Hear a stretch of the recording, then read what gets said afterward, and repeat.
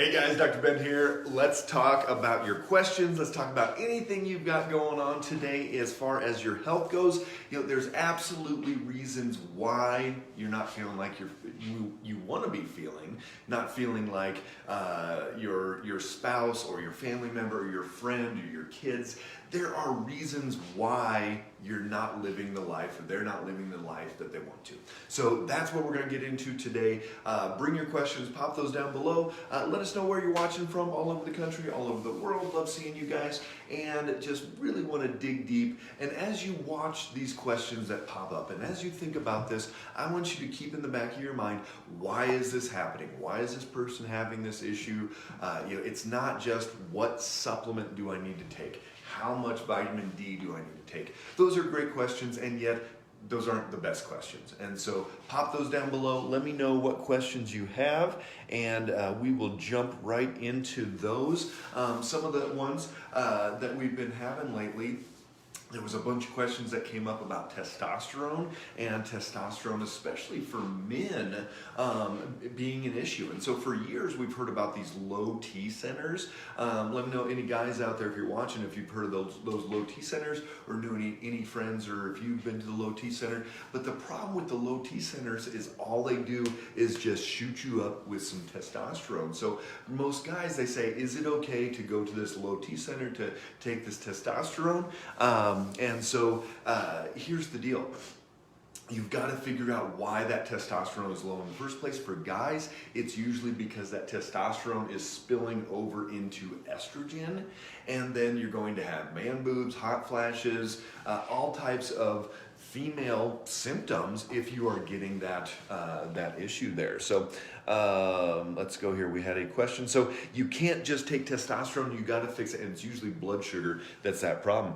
So Deanne, what's your perspective on tests showing COVID jab destroying immune system? So I have not seen that personally. I have not seen patients that had an infection, had antibodies to it, took a shot, and their antibodies were gone. I have not seen that personally. I know there's been some reports of people experiencing that, but I don't know offhand because I have not seen that personally. What I have seen is the inflammatory cascade, both with getting COVID and with getting the shot, and seen the inflammation go really, really high after both of those. So, but otherwise, yeah, I can't. Angela, great question. When is our Knoxville office opening? I will be spending the weekend with our regional director for the Tennessee area this weekend, and we're going to be mapping that all out. But we're opening Hendersonville in 3 weeks probably, so we'll get cranking on that one, and then Knoxville will be next, probably by February or March in Tennessee there. So keep your eyes open for that one in Knoxville. Candy, great to see you. Good morning. And Lori, great to see you in California.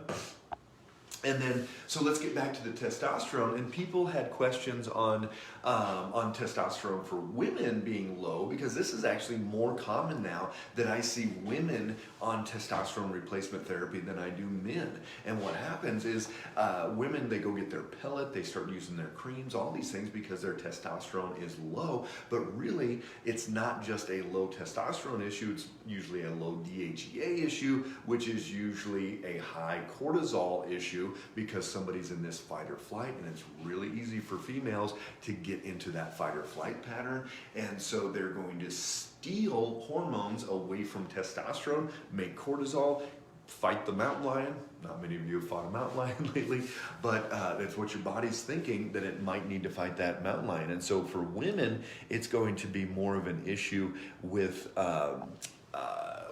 the stress, chronic fight or flight. Men, it's going to be more of that blood sugar issue. So here's Penny, good morning from California. I'm wondering if it's possible to heal naturally from silent GERD. Absolutely. So GERD, think about this. There's this valve right here in between your esophagus and stomach. And it's this, we call it a sphincter or a valve, and it opens and closes at the right time. So think about why reflux, acid, bile, whatever is going to be coming up into that throat. And usually it's because that valve is not opening and closing appropriately. Which nerve controls that? That's the vagus nerve. We've talked about this before. Comes off the brainstem. Check yourself for gag reflex. Try to gag yourself. If it's really hard, you probably don't have much vagal nerve tone, and there's different things that you can do to stimulate that vagus nerve. The simple ones, gag, gargle, hum. So, and you want to do it pretty intense, like pretty intense gargle to where your eyes are almost watering. So you want to do that, gag, gargle, and hum. You want to gag yourself on every time you brush your teeth.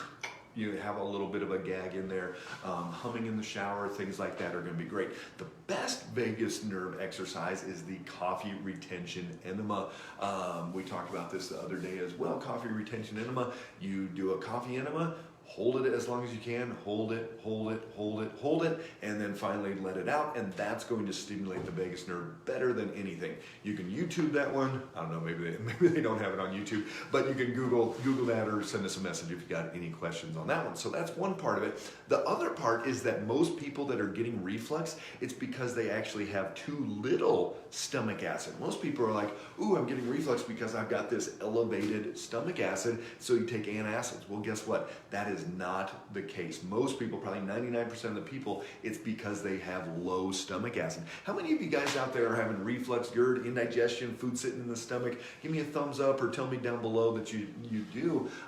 It's very, very common. So a couple things. One is you're in this fight or flight as well, and you can be in resting and digesting, or you can be in fight or flight, but you cannot do both at the same time. So guess what? You've got to make sure that you're eating in a relaxed environment, but then you also need to make sure that you have enough stomach acid. Most people are drinking fluid with their meals, and that is diluting that stomach acid. So you've got to take the time to sit, eat, relax, and not drink fluids with that meals. It's going to dilute it, and that can make food sit in the stomach longer, and then it can start regurgitating up on that sphincter that's already weak. So GERD absolutely is fixable. If you can't get that figured out, let us know. And AJT, great to see you. All right, let's see what the next question is here. Have you seen anyone that got COVID end up with an autoimmune issue? So I've seen a couple different things happen. I've seen a lady that developed a neurologic issue afterwards, where it was like this burning nerve pain. I've seen people, their autoimmune issues really rev up after getting their shot. So we had them calm down for their rheumatoid arthritis and their Crohn's disease and some of these different ones, and that stimulated it. But if you think about it, autoimmune conditions can be stimulated by any number of things. And when I draw out that wheel, you guys have seen that, where I put on their blood sugar and adrenals and vitamin D and leaky gut, but infections is one of those. And so a chronic or major acute infection, especially viral, can drive that autoimmunity. We also know that Epstein-Barr virus, anybody heard of Epstein-Barr virus or monovirus? Give me a thumbs up. If you've heard of that or had that, there's a very good chance that that gets reactivated with COVID. And that's one of the things that they've seen, is that a lot of people with long haul COVID symptoms, it's actually Epstein-Barr reactivation. There's some thumbs up there. You guys know what I'm talking about. So and we know that Epstein-Barr is a stimulator for autoimmune disease. So absolutely, it can be that whole cascade that goes through this path. So you've got to calm down that inflammation. Samantha, my friend in Alaska, uses artificial sunlight during the dark months. Is this beneficial for others? Yes, absolutely. So a lot of people, we're sending an email out tomorrow. Check for that one. If you're not on our email list, pop your email down below or send a direct message, and Brittany will get you into that. But we're sending one out tomorrow about why people are such low vitamin D out there. So look for that one. I'm going to be giving you one of the main reasons. But there's a lot of people that they take vitamin D, and they have to take a lot to get it up. And it's more of an absorption issue, and we'll talk about why. But one of the good things that you can do, especially in Alaska, North Dakota, Minnesota, upstate New York, some of these places actually do tanning bed. And even once a week, you're not going to get cancer from it. Do that tanning bed, go in there. It's calming, relaxing, just long enough so you don't get burnt, but you get a little bit of that tan in there. So even once a week is going to be really, really good for your vitamin D. You can get, there's ones like, we have one that hangs over the door that we can just do at home, and my wife will do that one in the winter as well. Candy, Hendersonville, Tennessee. So this is on the very north edge of Nashville, like 45 minutes from Kentucky. This month we've already had 6 patients from Kentucky come down to our Brentwood location, so this will even be easier for them, be able to get to a bunch of the different northern Tennessee locations in there.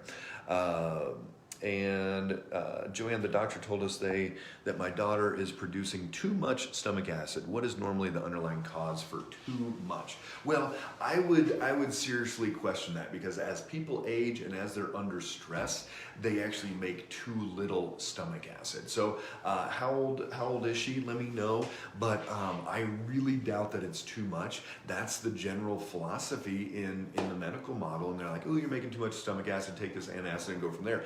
Well, that damages digestion all the way down, because you're not breaking it down in your stomach. So by the time you get into your small intestine, it is not going to be breaking down like it's supposed to. That causes more putrefaction, fermentation, just not working like it should. So yes, you've got to look at actually there might be too much.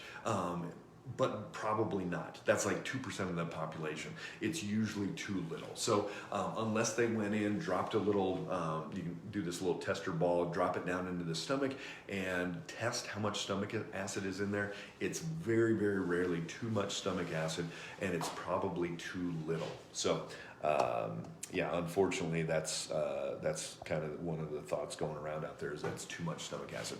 I saw something about a discount for new patients, but don't remember where. How long is that good for? Just send us a direct message, and Deanne and Brittany can talk to you about that. So we do see patients all over the country. We had South Carolina this week, talked to a lady in Pennsylvania, all over the place, and then we have our Tennessee location as well. And if you anywhere, if you're going to Nashville for a trip or vacation, whatever, go down there. We've got great docs in those offices.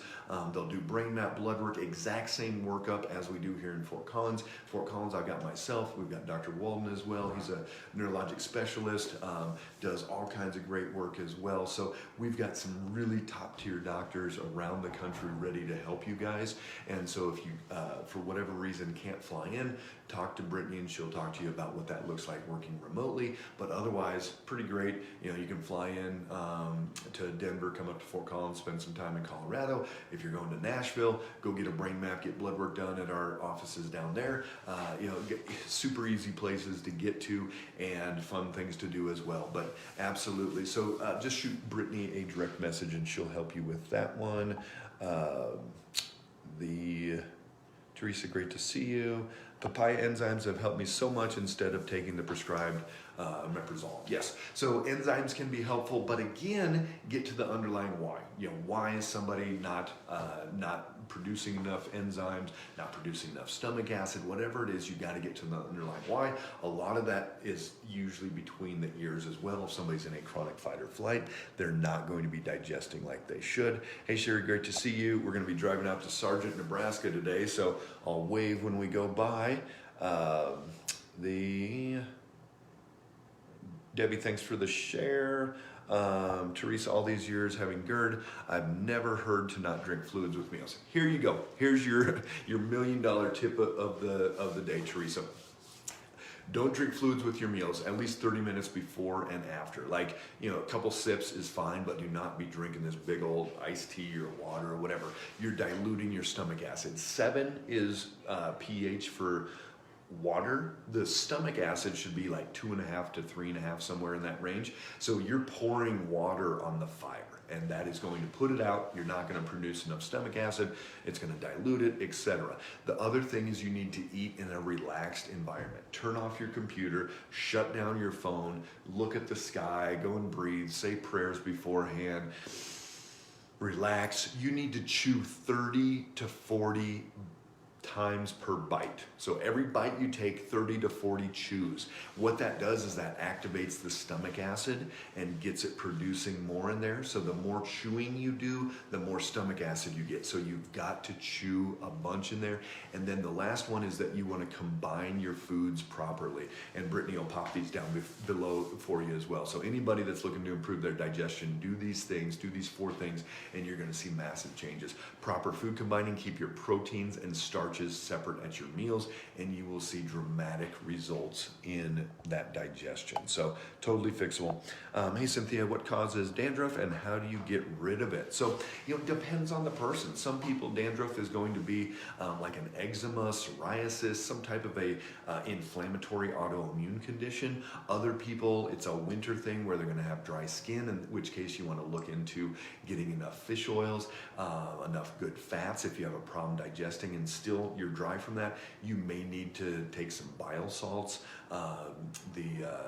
Brittany, if you want to link people to Bilemin, Bilemin on Fullscripts, there's good bile salts that you can take that actually, if you don't have a gallbladder, you are not breaking down your fats like you need to. So that's a hint. We're going to be talking about that in our email tomorrow, so look for that one.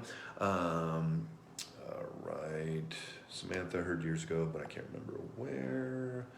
And Sharon, great to see you. Are you familiar with pseudotumor cerebri?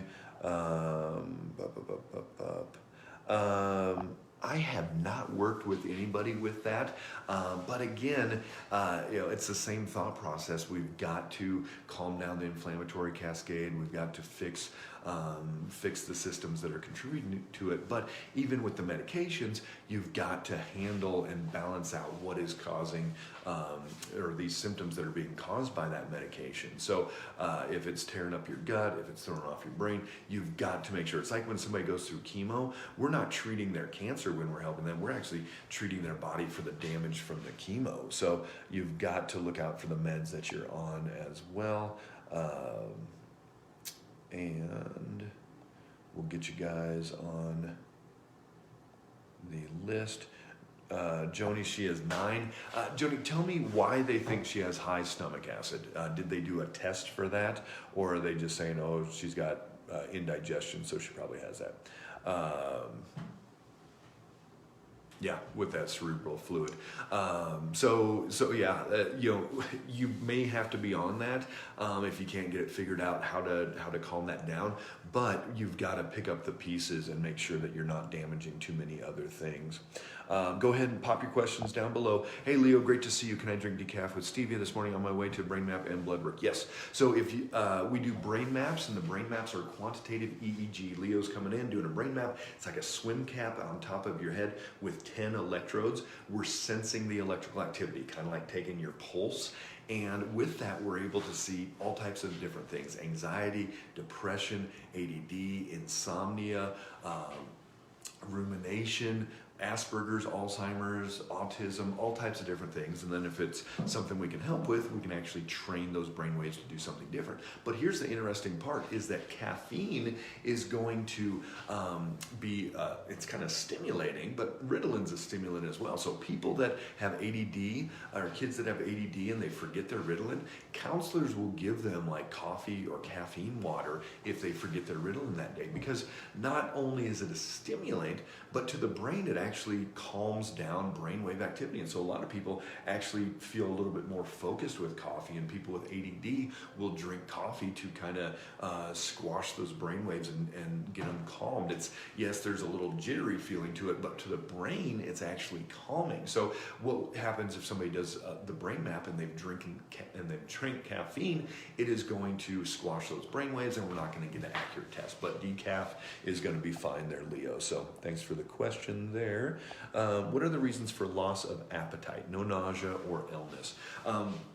Usually, like if somebody's losing taste for meat or animal protein, it's usually because they're not breaking it down. So a lot of times if somebody's losing their appetite, they're not absorbing, they're not digesting like they're supposed to. Food could sit there for a while, and the body's like, you know what, don't add anything else to it. If you're constipated, then that may be part of it where the body's just like, man, we're backed up. We do not need to be going down that path. So I would look into some of the underlying digestion issues and absorption issues first. That may be why you're having that loss of appetite. So again, pop down below where you guys are watching from, what questions you have. There's a button up in the corner, Facebook told me about this, where if you hit it, it's a bell, and if it's lit up, then you're gonna be reminded or alerted every time we go live. So make sure that one is on, otherwise you'll miss some of these. And Brittany's gonna put down the link for our YouTube channel. We've got over 500 different videos, and you can search those way easier than on Facebook, or some people that aren't on Facebook that you wanna share our information with. You can share our videos there, and then also follow us on YouTube as well. All of these videos go up. Tina, or Tiana, me and my son take papaya enzymes. He was also diagnosed when he was younger. They have helped so much. Yes. So enzymes can be helpful. Absolutely. Gina, nice to see you without scrubs. Yes. So I am heading to the airport, picking up one of my good friends, and we're heading out to Nebraska. I'm going to have a weekend away. So good to see you. And this, one of my favorite shirts, Iron Sharpens Iron. I got this one from Dr. Josh Axe. And speaking of neurofeedback, Josh is doing neurofeedback at our Brentwood office for sleep, seeing phenomenal changes. Only thing that's ever made a difference. He's tried acupuncture, done herbs, all types of different things, but it's an absolute game changer. So yeah, Josh, definitely a good guy. My daughter had mono when she was a senior in high school. She's 33 now, had COVID in September. She has a bald spot. So I can't see the whole thing, Candy, after bald spot, looks like. So that is going to be autoimmune, probably got stimulated after having COVID. That Epstein-Barr probably got reactivated, and that's driving this. It's probably alopecia if it's a true bald spot, which is autoimmune to those hair cells, and so her hair is falling out. You've got to calm down that immune inflammatory cascade. There's no amount of prednisone, anything else that's going to fix this. You've got to fix her underlying imbalances, calm down that Epstein-Barr, get that immune system working better so that it can suppress that virus. This one, it may be tough to do on your own.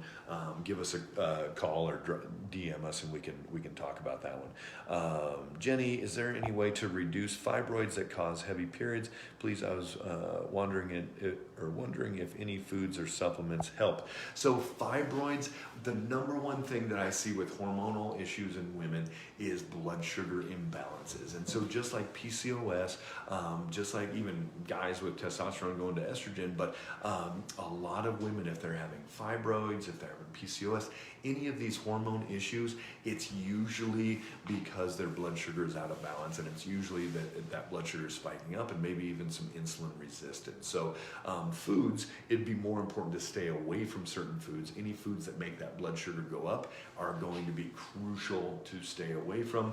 And then supplements, we don't give out supplements for blood sugar. We really don't need to, because we monitor with the continuous glucose monitor, and it's a pretty awesome thing. It directs, goes straight over to your phone, sends that information over there, and every 5 minutes we get to see exactly where that's coming from. It's a huge game changer for us. But I would really double down on the blood sugar side, and that's going to make some massive changes there.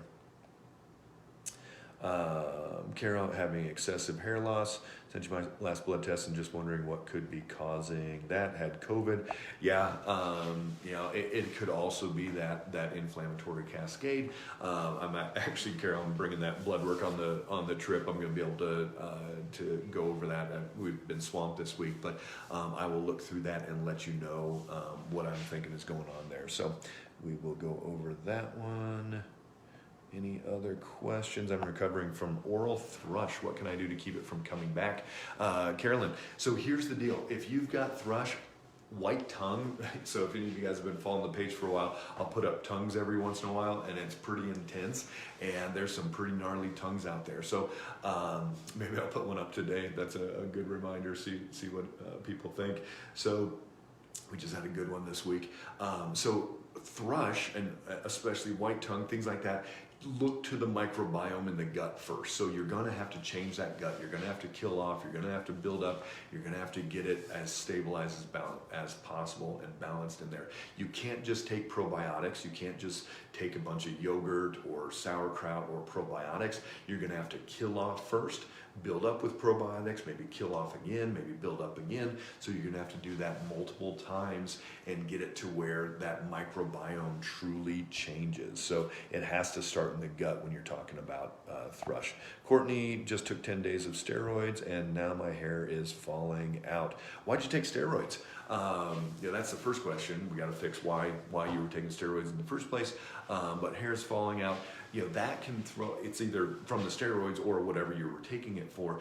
But the steroids can affect the thyroid, all types of different things. So yeah, we've got to figure out what is off in the first place. Teresa, you are welcome. Carolyn, I'm 77-year-olds with Sjogren's syndrome. Yes, so Sjogren's is autoimmune condition, kind of like lupus and some of those, but it affects the eyes, affects the mouth. So you've got dry mouth, dry eyes, some of those issues. And Carolyn, just like any autoimmune condition, check our YouTube channel out. Brittany will tag you in that one. And search autoimmune. I've got all the way from 5 minutes up to an hour-long workshops on there. But you've got to figure out why that autoimmune system is out of balance and why it's attacking itself. That immune system should not attack its own tissues, but it is. So that's what we've got to figure out. So whether you're 77 or 27 or 7, autoimmune, you've got to figure out those underlying whys. Check out those videos. Melanie, yes. So again, we're going to treat patients. Do we see a lot of that with megaly? Not a lot, obviously. It's a pretty rare one, but it's the same thought process. We've got to get the body as healthy as possible. I've got a lady, she's up in Wyoming and came in. They thought it was MS, but then it wasn't, and then they called it another. I don't even remember the name of the autoimmune. It's some rare one that I'll probably never see again in my life. But her vision was going double. Anything out past a couple of feet. She was in a wheelchair 75% of the time, and yet it was the same thought process. Let's start fixing these underlying imbalances. Got her to the point where a month in, she wasn't having these full body tremors anymore. She was doing better with those, didn't have to have support with that. By month 2, she got rid of her wheelchair, put it in storage. By month 3, she drove down from Wyoming for her second blood work and was able to see because that double vision had gone away. What did we do? What did we do to fix that? Well, we helped her body, and her body is what fixed it. So that's what I want you to remember. No matter what you have going on for health issues, your body is what's going to heal. No amount of supplements, no amount of drugs, no amount of surgeries, no amount of food or not food or whatever is going to do it. Yes, those are all helpful and harmful either way, but we've got to go through and say, what are these underlying imbalances, and how can your body take that stress off of itself and start the healing process? So absolutely, you can heal from just about anything. What can cause my dry mouth? My mom is taking cholesterol meds. She also takes drops for glaucoma. Is it possible meds are causing that? Or she's getting, so it could be Sjogren's like we were just talking about, but yeah, cholesterol meds can throw off a lot of different things. The glaucoma medication, maybe, but I would look into that glaucoma medications or the cholesterol medications, see if that might be a side effect, but also check ANA. So next time they do blood work, it's called ANA. It's a antibody test for Sjogren's, and that might be what's going on there. Courtney, yes, wondering that too. Hair falling out, yeah. My son has chronic nosebleeds and iron deficiency anemia. Is there anything that he can do to help the constant nosebleeds? So is it the nosebleeds are causing the iron deficiency, or even if the nose is not bleeding, he's also anemic? Because if he's anemic even with those, even without those nosebleeds, then we have to look to where is that iron deficiency coming from. So you need to run ferritin. You need to look at eosinophils. If those are over 2, he's got leaky gut, which is where a lot of that anemia comes from. But also check out platelets and see, maybe we've got a thinning of the blood, and then it just isn't able to coagulate as well. So absolutely, you got to look deep into why those are bleeding. Yes, occasionally there's that person that just needs some cauterized blood vessels in the nose, but usually there's a reason why. So dig a little bit deeper there and look for the anemia. If it's coming from the gut, that may be part of that issue as well. What are your thoughts on cell salts to help body wart, minerals, and restore teeth? I think it's worth a shot. Restoring teeth is definitely a challenge, Tracy. So if try it out, do it for a couple months, and if it works, great. If not, you got to go on to that next thing, because there's a lot of different reasons why somebody's teeth may be having those issues. Demineralization. Angela, is brain mapping similar to the Zytoscan? So no, Zytoscan is going to be more like put your hand on this thing and it runs some meridians. The brain map is a quantitative EEG. It's an electrical evaluation. 2013, it was approved by the FDA as a diagnostic tool. It's been used since the 70s. It's our way of looking at the electrical activity of the brain and figuring out where those brainwave patterns are out of balance and how that might be affecting your symptoms. A lot of people are like, ooh, I can't sleep because of whatever, but it actually can be a brain thing and not just a metabolic thing. So it's going to be really for figuring out what's going on in the brain. Jody, what about sinus infections that aren't resolving with several rounds of antibiotics? Maybe coming from, and it cut me off there. So if it's coming from the jaw, so sinus infections, I would really dig deep, and I need to do a talk on this one. I would dig deep into mold into your house. There's a very good chance that you may have some water damage, some active leaks, and some different issues that could be contributing to mold, and that's a very common reason. We had a moldy house a bunch of years ago, and I would get 3 or 4 sinus infections a year. Haven't had one in probably 5 years since we moved out. So I would dig deep into that mold side of things. Leo, awesome buddy. We'll see you soon. And you're in good hands. You're going to see Stephanie today. You saw Dr. Jake the other day. Excited. Does it help GERD to take 2 teaspoons apple cider vinegar, lemon juice, and cranberry juice with water before the meal? For some people it can. Some people, because those are all acidic, that's going to be acidifying. Some people, they need like 5 betaine hydrochloride pills to actually get enough stomach acid. So for some people that won't be enough. Other people, they'll actually get burning with 2 tablespoons of apple cider vinegar. So it's going to depend on the person. If they need a lot of stomach acid support, they're not going to get enough out of that, or they may get enough, and that might be helpful there. So yes, Jamie, great to see you. We're going to go shoot a bison, so maybe I'll post a picture. Nah, maybe not. Some people might take offense to that in today's day and age. But yeah, we're going to be out in the Sand Hills and shoot that. Do you have plans to open an office in what do they call that? California, in the communist state of California. We will see, depending on some of the regulations that are going up right now.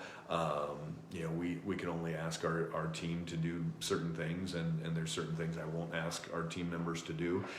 So hopefully keep your fingers crossed that their medical freedom continues to be a thing in this country, and yes, we'll absolutely be heading to California.